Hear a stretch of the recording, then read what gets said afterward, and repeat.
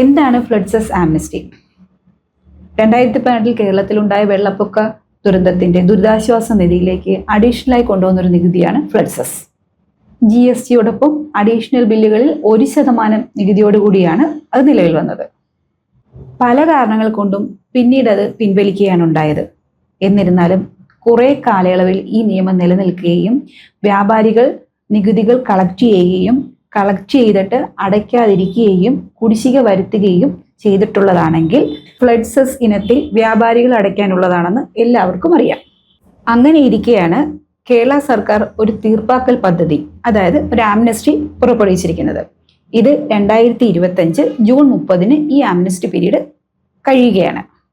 Kerala flood cess ഇനത്തിൽ നികുതി അടക്കാനുള്ള ആൾക്കാർ ഇതൊരു അവസരമായി പ്രയോജനപ്പെടുത്തിയാൽ ഇതിനെ തുടർന്നുണ്ടാകുന്ന പലിശയും പിഴപ്പലിശയും മറ്റു നികുതികളും ഒഴിവാക്കാവുന്നതാണെന്ന് അനുമാനിക്കപ്പെടുന്നു. ഇനിയും Kerala flood cess Amnesty scheme opt ചെയ്യാത്തവർ ഇതൊരു അവസരമായി പ്രയോജനപ്പെടുത്തേണ്ടതാണ്. പല തവണകളായി നീട്ടിവെച്ചിരിക്കുന്നത് കൊണ്ട് ഇനിയും ഇത് എക്സ്റ്റെൻഡ് ചെയ്യുമെന്ന് പ്രതീക്ഷിക്കുന്നില്ല.